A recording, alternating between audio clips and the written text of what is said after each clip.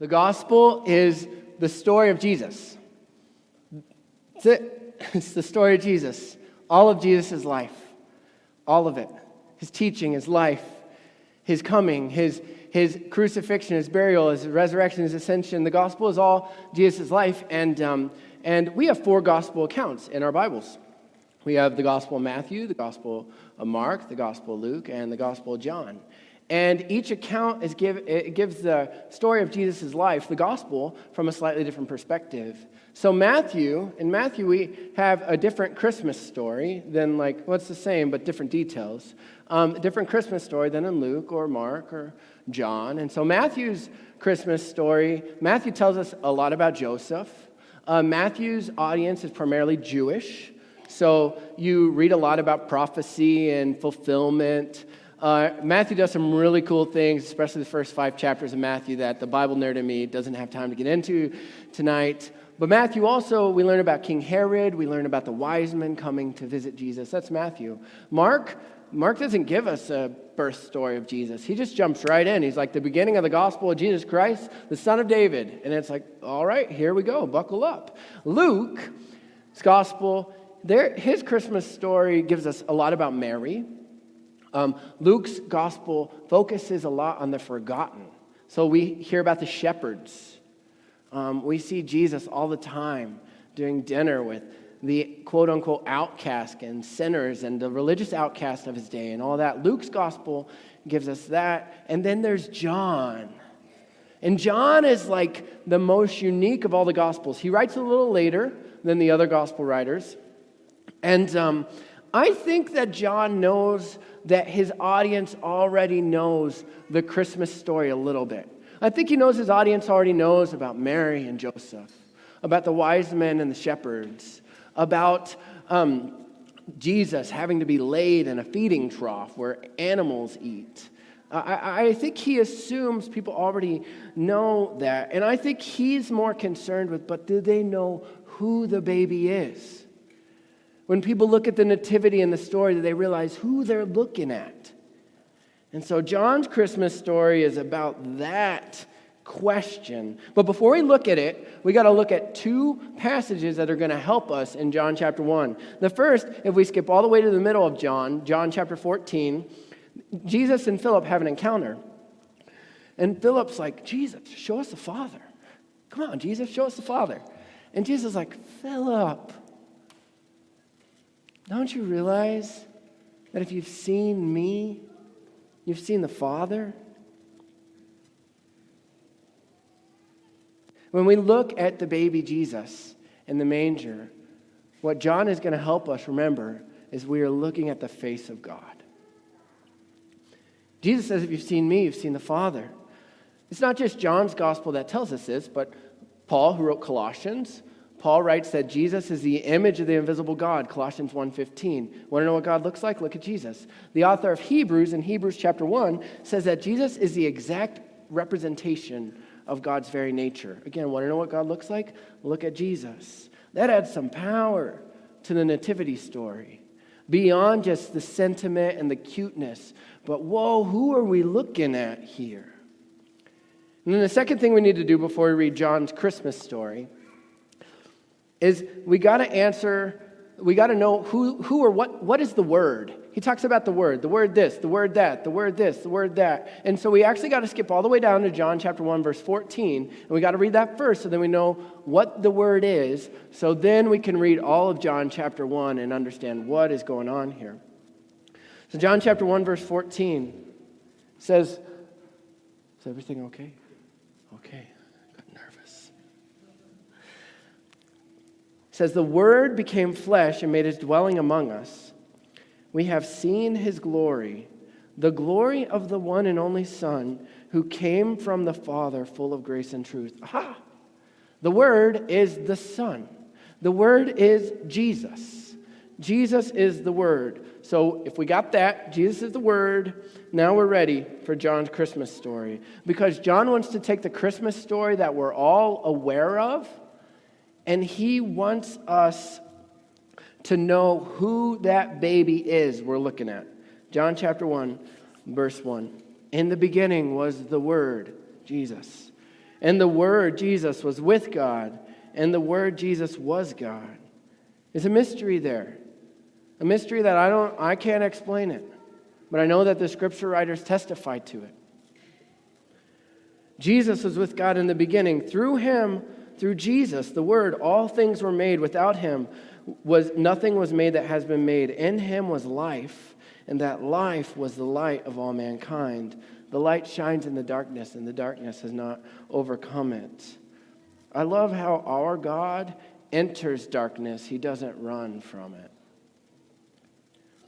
And there was a man sent from God whose name was John, and John came as a witness to testify concerning the light, so that through him all might believe. He himself was not the light, but he came only as a witness to the light. You know, we have situations in our culture where we have, maybe it's a TV preacher, maybe it's someone else you stumbled upon, where they kind of, it's like, I think this is about them. John reminds us here that the purpose and our purpose in life is to point to Jesus, not to ourselves. If you ever get the vibe that someone or some TV preacher or something is pointing to them and not to Jesus, they're not doing it right. John's purpose is to point towards Jesus. Jesus is the true light. Remember, the Word was life, and that life was the light to all mankind. And then John saying in verse 9, the true light, that's Jesus, the light to all mankind, gives light to everyone, and was coming in the world, and he was in the world, and though the world was made through him, the world did not recognize him. He came to that which was his own, but his own did not receive him. Yet to all who did receive him, to those who believed in his name, he gave the right to become children of God, children born not of natural descent, nor of human decision, or of a husband's will, but born of God. I love that verse 12. Yet to all who receive him, to those who believe in his name. This is a gift. You know how you get a gift? You take it. You receive it. If someone offers you a gift, it's not yours until you're like, well, why, thank you. I think a lot of us are going to become a really good gift getters in the next 24 hours. And so John is saying that this is a gift. God has offered a gift, and it's for everyone. It's offered to everyone, but you have to receive it. And the Word became flesh. Jesus, remember, the Word became flesh and made his dwelling among us.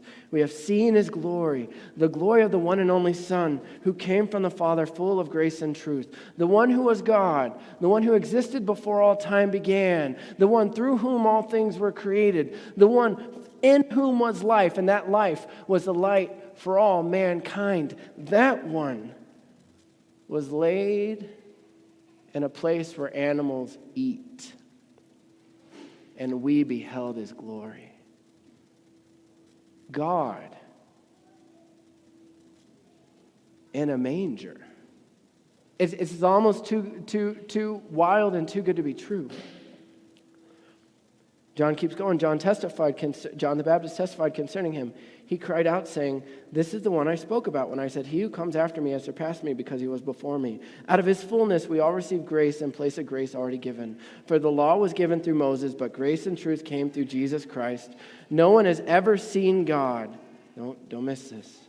"No one has ever seen God, but the one and only Son, who is himself God and is in closest relationship with the Father, has made him known."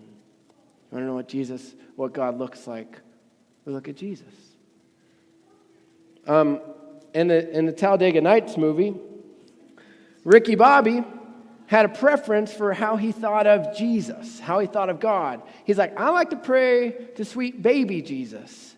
Sweet baby Jesus, 8 pounds, 6 ounces," and he just keeps going and going and going. And then his buddy Cal's like, "I like to think of my Jesus like wearing a t-shirt, but like a tuxedo t-shirt, because Jesus has come to party." And that's funny, but I think we like God to look like what we want God to look like. Or I think we have been handed an idea of God from somewhere or someone else. And Jesus is always inviting us, no matter our tradition, no matter where we came from, Jesus is always inviting us to take our view of God and have it reshaped around him. Because we all have ideas about who God is. Some of us think God is super far away, and he's not interested in us in our lives. Some of us think God just could never forgive us. Some of us think God could never love us. Some of us think, well, if God only knew. If God only knew. But what does the story of the Nativity tell us? Who is our God? What is he like? Our God is not afraid to be laid in a feeding trough. There is no chasm too big. There is no distance too large that God is not willing to go for you. In John's gospel, where we've been, he's got kind of this theme running. And you see it in John 2, John 7, and John 8. Jesus says, my hour has not yet come. My hour has not yet come. My hour has not yet come. But then, in chapter 12, Jesus says, the hour has come. If you're a first-time reader of John's gospel, all of a sudden you're stopping in your tracks. Like, huh? Jesus said the hour has not yet come. And now Jesus is saying the hour has come. The hour for what? Like, his hour, what? The hour has come for the Son of Man to be glorified. So Jesus is going to unpack here what it looks like for him to be glorified. What does it look like? He says, very truly I tell you, unless a kernel of wheat falls to the ground and dies, it remains only a single seed. But if it dies, it produces many seeds. Jesus lets us know what it looks like for him to be glorified. And what does it look like? For him to go to the cross.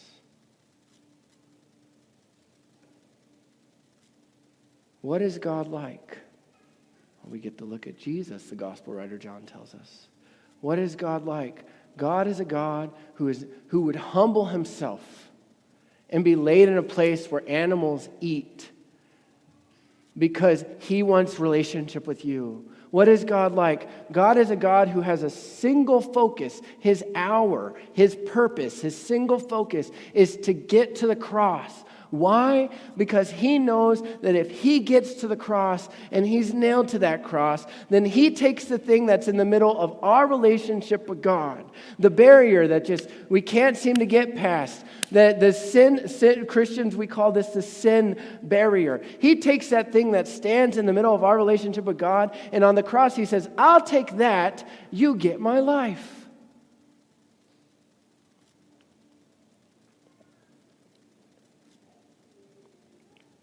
John chapter 19, verse 30, Jesus' words on the cross are the words, it is finished, which could also be read in Greek as like the debt has been paid. Whose debt? Not Jesus' debt. Jesus didn't have a debt to pay. It's finished. The debt has been paid. Whose debt has been paid? Your debt. Your debt. My debt has been paid. Because who is our God?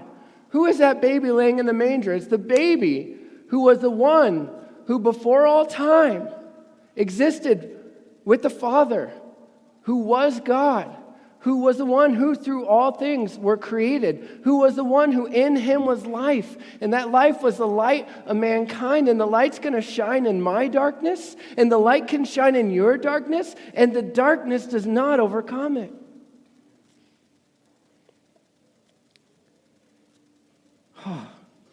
Tonight, we get to be invited to behold the baby in the manger. Not just a sentimental, cute story, but the one whose very purpose was to come and rescue you and rescue me.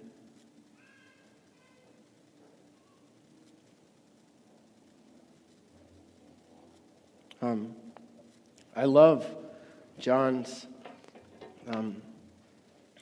verse 12, which says, yet to all who did receive him, to those who believed in his name, He gave them the right to become children of God. I would want you here tonight, whether you're from another tradition, whether you don't find yourself particularly religious, maybe you just feel far from God. I want you tonight to hear something. This is a gift for everyone. This is not just a gift for some, but it's a gift for all. But it's a gift that just like you're going to get those presents in the next 24 hours, and it doesn't become yours until you receive it, the gift of God's full presence in our life, the gift of uninhibited access to God because Jesus takes our sin and we get his life. That gift has to be received. And I want to ask you tonight, have you received the gift? Can everyone just take a minute and bow your heads and close your eyes? I think sometimes we're really bad at taking minutes, you know? We're already thinking about what has to happen when we leave here. We're already thinking about the fact that our phone has vibrated in our pocket 7 times since we got here. We're thinking about the notifications. We've been busy, busy, busy. And man, if there's not a time to take a minute, it's Christmas, right? Like, let's take a minute. But tonight, let's take a minute. You and God.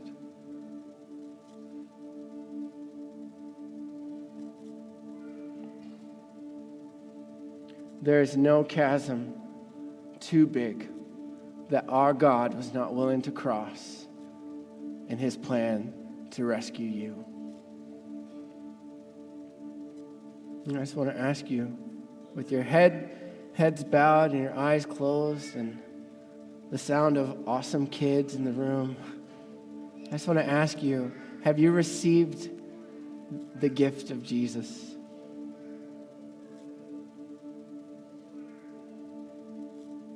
Because the beauty is, he doesn't ask you to get everything together. He doesn't ask you to kind of clean yourself up and then receive the gift. No, he came in a manger. He was laid in a manger. He comes in the middle of messes. He is the life who is light for all mankind. He is the light who shines in the darkness, and the darkness does not overcome it. He is the one who, no matter your mess, no matter the darkness, you don't have to clean it up. You invite him in, and he begins to work. Have you received the gift? Come for you. I want to invite us all. I'm going to pray a simple prayer. And I want to invite us all to just pray it with me, a line at a time. I'll say a line and then you say a line, and we'll do this out loud. Jesus, thank you for showing us what God is like. Thank you for showing us what God is like. I want to receive the gift of your life. I want to receive the gift of your life. You came for me. You died for me. You live for me. You love me. I need you. With your head still bowed, please, and your eyes still closed. If you never prayed a prayer to receive Jesus in your life, and you prayed those words and you meant them in your heart for the first time tonight, the first time in your life, would you just look up at me so I can be praying for you? Thank you.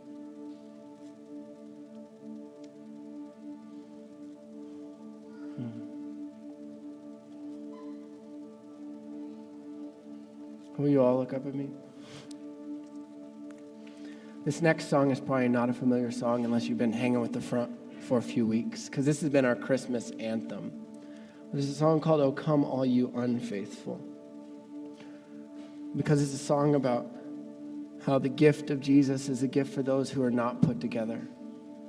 How the gift of Jesus is a gift for those who know they need it. How the gift of Jesus is a gift for those who know they don't deserve it. It's a gift. And so you stand and we sing this together, this truth of who Jesus is and what he's come to do. Please stand and sing with us.